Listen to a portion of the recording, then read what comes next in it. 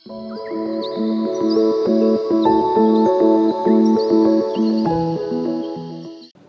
దేవుడు మాట్లాడి మాట్లాడు ఏజ్కెళ్ళి గ్రంథము 36వ అధ్యాయము 7వ వచనం. హల్లెలూయా. ప్రభువైన యెహోవా సెలవిచ్చినదేమనగా, మీ చుట్టూనున్న అన్యజనులు అవమానం నొందుదురని నేను ప్రమాణము చేయుచున్నాను. హల్లెలూయా. మీ చుట్టూనున్న అన్యజనులు అవమానము నొందుదురని నేను మీకు ప్రమాణం చేస్తున్నాను. ఏ విషయాన్ని బట్టి ఈ వాక్యం దేవుడు ఇచ్చుండొచ్చు? ఓడిపోతున్న కుటుంబాలు, ఓడిపోతున్న జీవితాలను బట్టి దేవుడి వాక్యం ఇచ్చాడు అనుకుంటాను. అయితే ఈ వాక్యము ప్రభు నేను ఎందుకోసం అడిగాను అంటే, చిన్న విషయం చెప్తాను, కంటిన్యూ చేయాలి. తండ్రి మందలించాడని మనకి దూర బంధువైన దగ్గరగా ఉంటాడు, చాలా దగ్గరగా ఉండే మనిషి ఆయన. దేవుని యొక్క కుటుంబం అయితే కాదు, కానీ చిన్న చిన్న మాటలకి అంటే ఇష్టానుసారంగా యవనస్తులు మీరు ఈరోజు యవనస్తులు ఎంతమంది ఉన్నారు ఇక్కడ అంటే పెళ్లి కాని వాళ్ళు? ఒకసారి చేతులు చూద్దాం. ఏదైనా జీవితాన్ని మొయ్యాల్సిన భారం చాలా ఉంది. ఎంత ఉంది? చాలా ఉంది. అసలు మీరు చూసే కష్టాలు కాదు, మీరు పడే అవమానాలు కాదు, చాలా ఉంది.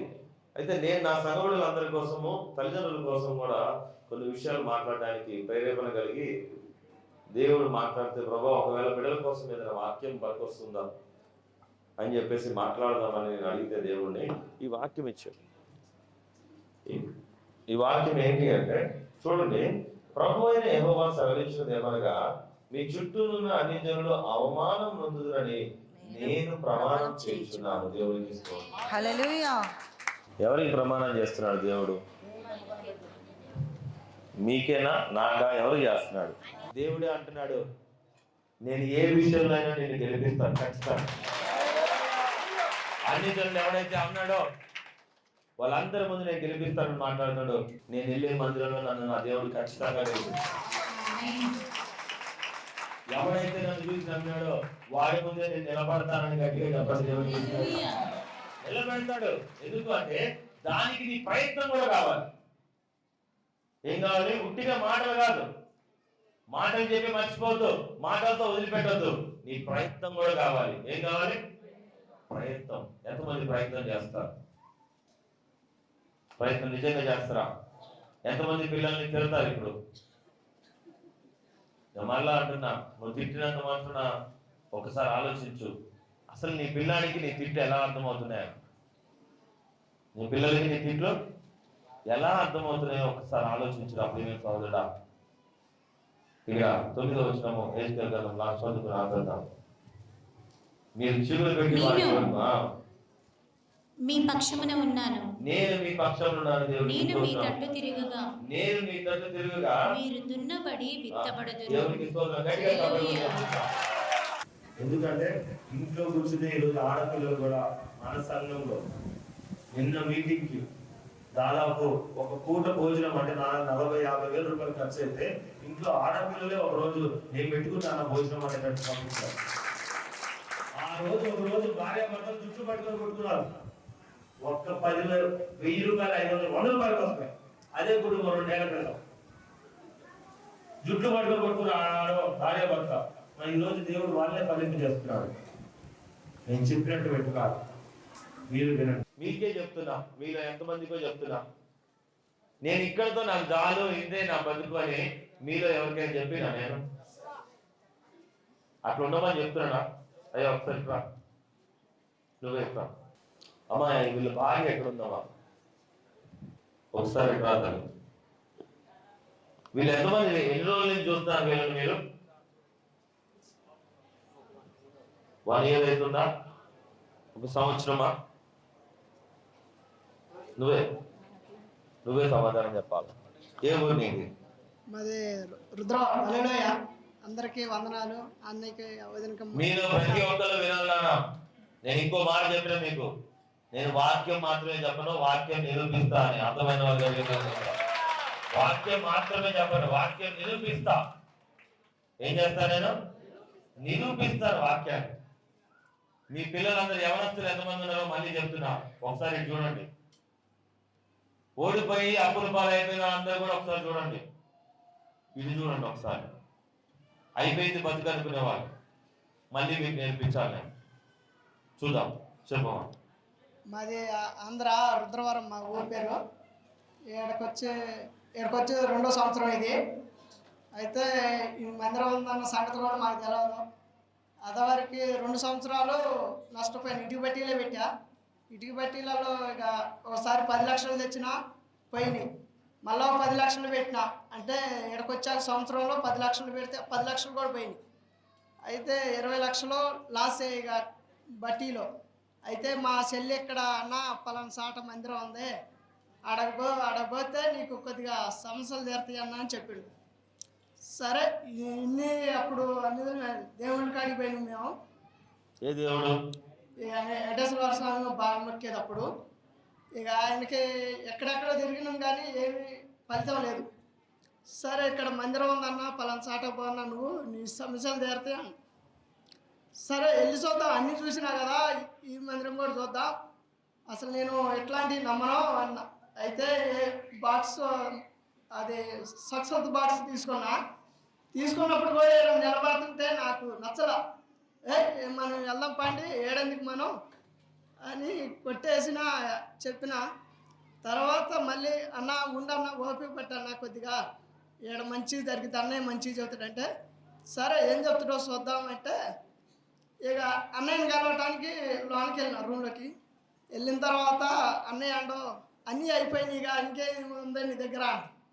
అరే నేను చెప్పకుండా అన్నయ్య ఎట్ట చెప్పిండు, అన్నీ అయిపోయినాయి అంటానంటే అన్న మరి ఇది పరిస్థితి అన్న చెప్పి ఇక అయిపోయింది నీ పని, సరే దేవుడిని గట్టిగా నమ్మి ఈ మందిరానికి నడుస్తానంటేనే నీకు మంచి జరుగుతాను. సరే అన్న నడుస్తాను అన్న. తర్వాత ఒకసారి మట్టి తోలిన, అన్న మట్టి దొరకట్లేదు అన్న అని మునుపు సాక్ష్యం కూడా చెప్పా, మట్టి ఇవ్వట్లేదు సర్పంచ్ అని. సరే ఆ మట్టి తోలిన. ఇక ఈ సంవత్సరం మళ్ళీ మొదలుపెట్టాక ఇటుకు సక్సెస్ అయింది. అన్నయ్య కూడా చెప్పిన, ఇది నా చిన్న సాక్ష్యం. ఇప్పుడు నేను చెప్తాను, ఆయన ఆస్తిపరుడు కాదు. ఈయన ఏంటి? ఆస్తిపరుడు కాదు, చదువుకున్నాడు కాదు. చదువుకున్నాడు. ₹1 కోటి ఆస్తి ఉందా నీకు? లేదన్న, తెచ్చుకుంటే తిన్నట్టు, లేకపోతే లేదు. కానీ ధైర్యం చేసిండు. ఏం చేసిండు అంటే, వ్యాపారం చేసి నేను ఎందుకు ఈ బతకాలి, నేను ఇటుక బట్టీల పనిలో ఎదగాలి అని ఒక ధైర్యం చేసి దేవుళ్ళలోకి రాకముందే, ఎప్పుడు మన మందిరానికి ఇక్కడ రాకముందే 10 లక్షలు సంవత్సరానికి ఖర్చు పెట్టి వ్యాపారం చేయడానికి ప్రయత్నం చేశాడు. ఆస్తి లేదు, ప్లస్ అప్పుల పాలైపోయాడు. ఎన్ని లక్షలకి అంటే 20 లక్షలు కోల్పోయాడు పోయిన సంవత్సరం వరకు. అప్పుల మీద పడే పరిస్థితి, మనశ్శాంతి లేదు, ఉన్న ఊరు వదిలిపెట్టాడు, ఇల్లు వదిలిపెట్టాడు. ఎవరో చెప్తే ఇక్కడ బతకడానికని దేవుడు మందిరానికి ఇక్కడికి వచ్చి అనుకోకుండా ఇక్కడికి వచ్చాడు. రాగానే దేవుడు చూపించాడు, అయ్యా నీ పని అయిపోయింది, ఇంకేముంది నీ జీవితం అని ఫస్ట్ మాట నేను అదే చెప్తాను, నాకు గుర్తుంది. అవునా? అవునన్నా, అదే చెప్పావు. ఇంకేముంది నీ కాడాన్ని అయిపోయింది, అన్ని పోగొట్టుకుని వచ్చి నువ్వు అయ్యాడికే అన్నావు.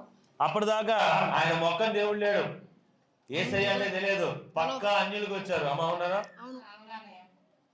పెద్ద పెద్ద దేవతలు, పెద్ద పెద్ద గుళ్ళు ఎన్నో ఉన్నాయి, కానీ ఏ మాత్రం కూడా, చెప్పండి సమాధానం, ఏ మాత్రం కూడా.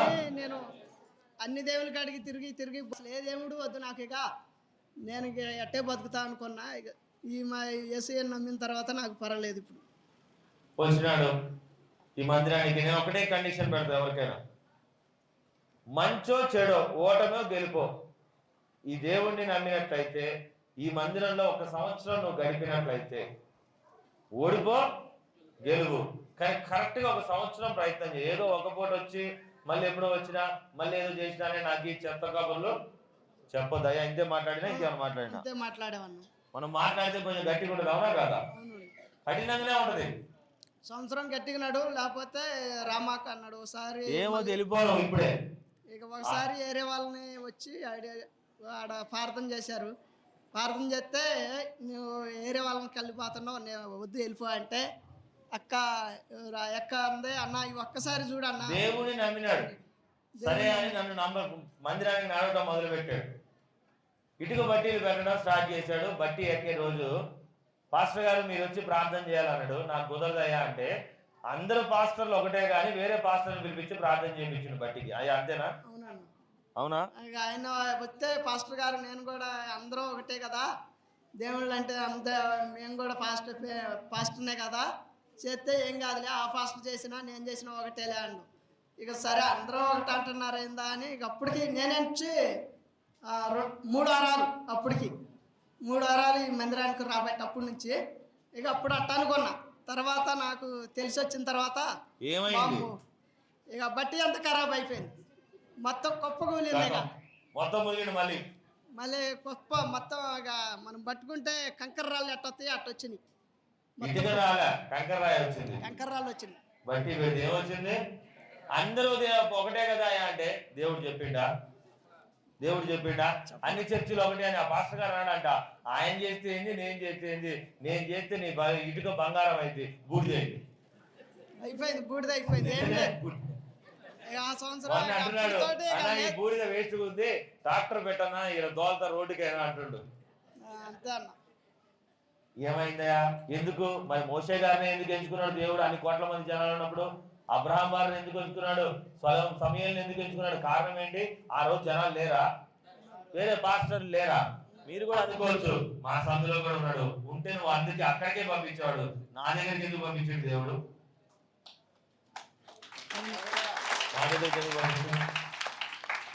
ఆ రోజు అన్న నువ్వేదో మిస్టేక్ చేసినావు, లేకుంటే నీ బట్టి పాడవదు. ఏం చేసినావో సరిగ్గా చెప్పాను. నువ్వు మందిరాన్ని నడుస్తున్నావు కరెక్టే, 3 వారాలు అయితే వస్తున్నావు, నువ్వు బట్టి పెట్టినప్పుడు ఏదో ముంచిపోయే పని చేసినావు, కరెక్ట్ గా చెప్పంటే వేరే పని, మీరు బిజీ ఉన్నారని ఫోన్ మాట్లాడలేదు అయ్య గారు, అందుకే నేను వేరే పాస్టర్ గారిని తీసుకొచ్చుకున్నాను. ఆయనే వచ్చిండు, వచ్చిందట కథం అయిపోయింది. మళ్ళీ రోషం వచ్చింది, అన్న ఇంక నా పని అయిపోయిందంటే, నీకు అన్నానికి లేకపోయినా ఏం లేకపోయినా ఒక్కసారి నా మాట ఒక్కసారి నేను నీ కోసం ప్రార్థన చేస్తాను, ఎక్కడికి వెళ్తున్నావో అక్కడ నేను నిలబడేటట్టు ఈ ఒక్క సంవత్సరం నా మాట ప్రకారం బయటికి తీయకుండా ప్రార్థన చేయంటే, ఈ రోజు ఎవరైతే అప్పుల పాలై చదువు లేదనుకుంటున్నాడో ఇప్పుడు మీరు కావాలంటే 2 లక్షల రూపాయల బట్టి ఆడ రెడీ ఉంది, కావాలంటే కొనుక్కోండి. 2 లక్షల రూపాయలు విలువ చేసే బట్టీలు అలా ఇటుక బట్టీలు రెడీగా ఉన్నాయి. మంచి ఇటుక, నెంబర్ 1 ఇటుక, 3 అంతస్తులు పైనుంచి పడేస్తే మనకి ఆ ఇటుక పగలట్లే, అంత మంచిగా దేవుడు గట్టిగా ఉంటుంది. మన తమ్ముడు రాలేదనుకుంటా కానీ కూసుమంచి ఉపేంద్ర అంటున్నాడు, అన్న ఎవరి దగ్గర తెచ్చినావు కానీ ఇటుక 3 అంతస్తులు పైనుంచి పడదన్నా, కానీ గింత కూడా డ్యామేజ్ కావట్లేదు, సూపర్ ఉందని ఇటుక అంటున్నాడు. మరి ఒకప్పుడు అదే ఇటుక పనికిరాదు, అదే బూడిదైంది, ఇదే మనిషి ఆ ఇటుకలు దాంట్లోనే 20 లక్షలు పోగొట్టుకున్నాడు కదా. ఎవరు గెలిపించారు? నువ్వు నేను, ఆ ఇంట్లో ఉండేవాళ్ళు. అన్ని నాశనం అయిపోయిందా మా జీవితంలో, అన్ని పోగొట్టుకున్నాడు. అసలు ఊరే వదిలిపెట్టే వచ్చేయాడు కూర్చోను. ఇక అటు పోవాలన్నా కానీ అప్పులో ఎక్కువయ్యారు. 20 లక్షలు అంటే ఎప్పటికప్పుడు తెచ్చి కట్టాలంటే కట్టలేను కదా, అందుకనే ఏడే ఉండిపోతాను. అటు కూడా బట్టలు అన్న నేను ఈసారి అయితే నా జీవితం ఏమైపోద్దో అని మా చెల్లి ఎన్నోసార్లు ఏడ్చింది. 41 రోజు ఆ భార్య భర్త ప్రతిరోజు ఉపవాస ప్రార్థనప్పుడు ఉదయాన్నే వచ్చి ఫస్ట్ దేవుడి దగ్గర క్యాండిల్ వెలిగించి మందిరంలో ఇక్కడి నుంచి వెళ్ళేటప్పుడు ఆ రోజు దేవుడు చూపించాడు, నేను వీళ్ళు నిలబెట్టబోతున్నాను దేవుడికి. చెప్పలేదా? ఇక్కడ ప్రేయర్ చేసుకొని సుతారు పనికి వెళ్ళేవాళ్ళం. అసలుకి మాకు ఇంట్లో తినడానికి కూడా ఏమీ లేక ఇద్దరు వెళ్ళేవాళ్ళం. వర్షాకాలంగా ఇటుక బట్టీలు జాగు సుతారు పనికి వెళ్ళేవాళ్ళం. ఏ రోజుకి ఆ రోజు అన్నానికి కూడా కష్టమైన రోజులు వచ్చినాయి, అవమానాలు ముఖాన్ని చూపించుకోలేక అవమానం వచ్చిన రోజులు వచ్చినాయి. వాక్యం చెప్తుంది, అన్ని జనులు అందరూ వెక్కిరించిన రోజులు వచ్చినాయి. నేను మళ్ళీ చెప్తున్నా, ఈ రోజు బాగానే ఉండవుగా, వెంకటేశ్వర స్వామిని నమ్ముతూనే ఉండవుగా, నువ్వు ఎప్పుడు మారవనుకున్నా ఎట్లా మారినవేంది, ఎట్లా అంత భక్తుడుగా నువ్వు ఎవరు మాట ఏమోగా అన్నారు. ఇక సర్లే ఇక నా దేవుడు నాకు చూపించిండు దారి, నేను అటే నడుస్తా అని ఇక మా వాళ్ళకి కూడా చెప్పిన. మా వాళ్ళు ఎంతోమంది అంటున్నారు, నువ్వు అది బావద్దని. నేను అటే పోతా, నువ్వు వచ్చినా రాపోయినా, నువ్వు పలకరించినా పలకరించినా నా సమయం లేదు. గట్టిగా దేవుడికి చూద్దాం. హల్లెలూయా, హల్లెలూయా. నీ దేవుడు ఒక మనిషి తయారు చేసిన దేవుడు కాదు నాన్న. నేను ఇక్కడ ఉంటే అక్కడ ఇటుక బట్టలు సక్సెస్ అవుతాయా? ఇక్కడ ఉంటే అక్కడ దేవుడు అతని జీవితాన్ని మారుస్తాడా? రాత్రి కూడా పోయి ఇటుక బట్టలకి ఇటుకలు నేను చేసి వచ్చినా? నీకే అడుగుతున్నా, నేను చేసినా? లేదు, నేను నిలబెట్టిన ఒక కొవ్వొత్తిని మాత్రమే, అది హృదయంలో దీపం లాగా నిలబెట్టాను. నా చెల్లికి కానీ నా సహోదరుడికి కానీ వాళ్ళు ఇక్కడ ప్రార్థన చేసుకున్నప్పుడు, మందిరంలో ప్రతిరోజు కూలి పనికి పోయేటప్పుడు కూడా ఉపవాసం ఉండి ఇక్కడ ప్రార్థన చేయడం మొదలు పెట్టారు. ఎందుకు అన్నిలంటే ఎక్కువ ఎందుకు ఇష్టం తెలుసా? నవిలి పారేసిన క్రిస్టియన్లు కాకుండా, అంటే ఈ బైబిల్ని నవిలేస్తారు మొత్తం. వీళ్ళకి దేవుడు అంటే భయం ఉండదు, కానీ అన్నిలు అలా కాదు. దేవుని నమ్మటం మొదలు పెడితే గుడ్డిగా గట్టిగా నమ్ముతారు. అదే దేవుడిని గట్టిగా నమ్మాడు. అయ్యా నువ్వు నమ్మి సంవత్సరం, ఈ నామ మాత్రం క్రైస్తవత్వం కాదు, నిజమైన క్రైస్తవత్వం నేను చూపిస్తాను నీకు. నువ్వు నమ్ము, నేను వచ్చి నిన్ను బాగు చేసేది ఏంటి? నా దేవుడు ఆకాశం నుంచి నిన్ను నిలబడతాడు, వచ్చి నిలబడతాడు. అవసరమైతే ప్రతి దానికి కూడా అడుగు అడిగినా, అన్నా బట్టి ఎక్కినా, బట్టి నిలబెట్టినా, దించనా బట్టిని, అడుగు అడుగునా. ఎవడైతే ప్రార్థన వద్దన్నాడో ఆయనే ఈరోజు 2 సార్లు బట్టి దించగలిగినాడు. పెద్ద పెద్ద బట్టి కావాలండి చెప్పండి. ఇంకొకటి 10 రూపాయలు ఎక్కువ దూరం అయినా పర్లేదు, ఈయన ఇటుక అద్భుతంగా ఉంది. నిజంగా చాలా బాగుంది, నిజంగా చాలా బాగుంది. నేను మార్చమంటే పేరు మార్చాడు, నేను మార్చమంటే ముద్ర మార్చాడు. మార్చలా? మార్చిన నా ఇటుకలో అదవరకు CHV ఉండేది, అలాంటిది మార్చి అన్నయ్య పేరు మారమనంలోనే మార్చి వేరే బాక్సులు తీసుకొని వచ్చి. అంటే అన్నయ్య ఏం చెప్తే అది తింటాడా? ఏం చెప్తే అది తినాలా? ఏ వాక్యం చెప్తే ఆ వాక్యాన్ని లోబడాలా? ఏ ప్రార్థన చెప్తే ఆ ప్రార్థన లోబడాలా? లోబడి చెడిపోయి నా దగ్గర నిలబడి నేను చూస్తా. ఒకవేళ లోబడ్డాక నువ్వు చెడిపోతే నా ముందుకు వచ్చి నిలబడు, నేను అప్పుడు చూస్తా. చెడిపోలేదన్న, బాగుపడ్డం కానీ ఎప్పటికీ చెడిపోవాలి. ఇప్పుడు దాకా కూడా మీ మాటని మేము ఇంకా నిలబడుతున్నాం తప్ప ఇంకా వెనకడికి వేసేదే లేదని. దేవునికి వెళ్ళండి, ఇక్కడే మద్దులపల్లె, పెద్ద దూరం కాదు, 2 కిలోమీటర్ల దూరంలోనే. అబద్ధ సాక్ష్యం అయితే అబద్ధం అని చూపి నేను ఒప్పుకుంటా. అబద్ధం కాదన్న, ఇది అబద్ధం అయితే అబద్ధం అని చూపి. వాళ్ళ ఊరు మైలవరం దగ్గర. అవును, ఇక్కడ నుంచి 180 కిలోమీటర్లు. 180 కిలోమీటర్లు 150 కిలోమీటర్ల మైలవరం నుంచి ఇక్కడ దేవుడు చెప్పాడు అని చెప్పేసి ఇక్కడికి వచ్చి బతుకుతున్నాడు, నిలబడుతున్నాడు. అయ్యా ఇక్కడికి రమ్మని నేను అనలే, వచ్చిన వాడే ఇక్కడికి వచ్చాడు నష్టపోయి. ఈ ఏరియాలో ఇటుకలు చేద్దామని వచ్చిన వాడే పూర్తిగా నాశనం అయిపోయిన తర్వాత ఈరోజు దేవుడు మళ్ళీ ఎవడైతే నా బిడ్డలు అంటున్నాడో, నేను మళ్ళీ అంటున్నా, చదువు లేనివాడు అయినా, చేత కాని వాడు, ఎవరైనా నిన్ను ఎక్కిస్తున్నారేమో, అప్పులు పాలై పనికి రాని వాడే ఎక్కిస్తున్నారేమో, కానీ నా ప్రార్థన నీకు తోడుంటుంది, ఈ మందిరం నీకు తోడుంటుంది, నువ్వు నిలబెడతావు ఖచ్చితంగా. ఆడపిల్లవే నువ్వు దేనికి పనికి రావని నేను అంటున్నారేమో, నీ రెక్కల కష్టంతో నిన్ను మళ్ళీ ప్రతి ఒక్కరి ముందు ఆశ్చర్యంగా దేవుడు నిలబెడతాడు. నిలబెట్టకపోతే నేను నమ్మిన దేవుడు అబద్ధం, నేనే చెప్తున్నా. నిలబెట్టకపోతే నేను నమ్మిన దేవుడు అబద్ధం అని ఒప్పుకుంటా. నీకు దమ్ముందా?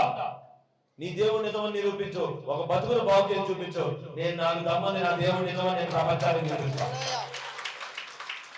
నీకు కుర్రోళ్ళందరికీ మళ్ళీ చెప్తున్నా, ఆడపిల్లలందరికీ చెప్తున్నా, ఎవడైనా నీ స్నేహితులైనా ఓడిపోతున్నావు, బాధపడుతున్నావు అని కొద్దిమంది పిచ్చి పిచ్చి పాటలు కూడా పెట్టుకుంటారు సెల్ ఫోన్ లో.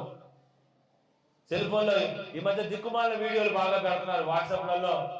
ప్రేమించి ఓడిపోగానే కింద పడి ఏడుచుకుంటూ ఒక పాట, ఇన్స్టాగ్రామ్ లో ఓ అని చెప్పేసి వాడొక పాట, ఇంకొకటి ఒకే ఒక జీవితం అని ఒక పాట, అన్ని గాడిద పాటలు పాడుతున్నారు. కానీ ఒక్కడు కూడా నేను గెలిచేవాడిరా అని చెప్పి దమ్మున్న పాట పెట్టట్లా.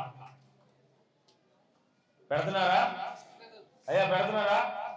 ఓడిపోయిన సినిమాలు 100 రోజులు నడవవు, కానీ గెలిచిన KGF లాంటి సినిమాలు 1000 రోజులైనా నడుస్తాయి. గుర్తుపెట్టుకోండి. ఓడిపోయినోడు ఎవరికి లెక్కలో ఉండడా? అరే నాన్న ఉండడా? ఆడపిల్లలు మీ భాషలో చెప్తున్నా. నేను చూస్తా మూవీస్, నేను చూడండి అని చెప్పట్లా, కానీ ఇంట్లోనే చూస్తా. వస్తే ఏ తల్లి కూడా నువ్వు పనికి రాకుండా పో అని చెప్పేసి చెప్పదు. చెప్తుందా? ముఖ్యంగా ఎవరైనా సరే నీ తల్లిదండ్రి మాట విను. వాళ్ళు ఒకవేళ తిట్టే వాళ్ళే కానీ, తాగుబోతులే కానీ, తిరుగుబోతులే కానీ, పనికి రాని వాళ్ళే కానీ, వాళ్ళు చెప్పే మాటను ఒకసారి ఆలోచించుడు. ఎందుకంటే వాళ్ళు నువ్వు బాగుండాలనే చెప్తారు. ఏం చెప్పినా మంచిగుండమనే చెప్తారు, బాగుండమని చెప్తారు, కానీ చెడిపోమని ఏ తల్లి తండ్రి చెప్పరు. చెప్తారా? చెప్పరు. అంతే నీ ఆత్మీయ తండ్రి కూడా చెడిపోమని మాత్రం చెప్పడు. అర్థం చేసుకోండి. దేవునికి ఆత్మీయ తండ్రి చెడిపోమని చెప్పడు. అన్నా చదువు విషయంలో ఏం కాదు అన్నా అంటే నేను ఒక మాట అన్నాను, ఫెయిల్ అయినంత మాత్రాన ఏం కాదు అంటే రెండోసారి కూడా ఫెయిల్ అవ్వమని కాదు, న్యాయం చేయమంటున్నా. నేను నువ్వే పని చేసినా ఏం చేయాలి? న్యాయం చేయి. న్యాయం అయింది చేయి. ఎందుకు అంటే న్యాయం చేయకుండా న్యాయం కావాలని అడగకూడదు. అడగొచ్చా? చదవకుండా నన్ను పాస్ కావాలని అడగొచ్చా? అడగొచ్చా? ఏమీ రాయకుండా నీకన్నా బాగా రాత్రి పగళ్ళు కష్టాల్లో ఇబ్బందుల్లో ఉండి బాగా చదువుతున్న పిల్లలు ఉద్యోగాలు సంపాదించడానికి పోతే నువ్వు మాత్రం చదువుని పక్కన పెట్టి పక్కన కూర్చొని మామూలుగా ఏదో మాటలు చెప్పుకుంటూ ఆ లాస్ట్ మినిట్ లో అయ్యో నాకు ఉద్యోగం రాలేదు, నాకు ఉద్యోగం రాలేదని అడగటం న్యాయమేనా? అయ్యా న్యాయమేనా? కాదు, న్యాయం కాదు. నీ ప్రయత్నం నువ్వు చెయ్యి, నీ కష్టం నువ్వు పడు, నిజాయితీగా పడు.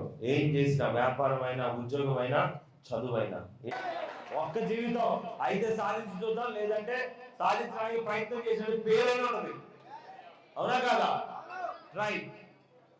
ఎవడు ఎక్కడ ఏం ప్రయత్నం చేస్తారో నాకు చెప్పండి, నేను చూసుకుంటా. మీతో పాటు మీ పక్కన నిలబడి మమ్మల్ని మీరు గెలిచిన దాకా మీకోసం ప్రార్థన చేసి నిలబడతాను. నేను పక్కన దేవునికి ఇస్తున్నా పోతావు, అంతే కదా? 24 గంటలు ఇదే ఏడుపు. వీళ్ళ వల్ల సగం క్రిస్టియన్స్ లో ధైర్యమే పోతుంది. దానికి తోడు ఇంకా మగపిల్లలు అయితే ఇంకా అధ్వానం అయిపోతున్నారు. మీరైనా సరే గెలిచిన వాడికి గెలవడానికి ప్రయత్నం చేయండి. రంగం చూడొద్దు, ఏం పని చేస్తున్నామో ఏం చదువుతున్నాం కాదు, గెలవడానికి ప్రయత్నం చేయండి. అంతే, ట్రై చేయండి. మోకాల మీదకి వచ్చేద్దాం. నాతో పాటు ఎంతమంది గెలవడానికి ట్రై చేస్తారు? చేస్తారా? ఓడిపోతారా? మీరు గెలిచే సంఘమా, ఓడిపోయే ఏడుపుకోటి సంఘమా? అమ్మా కరెక్టేనా? మోకాల మీదకి వచ్చేయండి. పిల్లల్ని జాగ్రత్తగా చూసుకోండి. పిల్లలతో నాలాగానే మాట్లాడండి.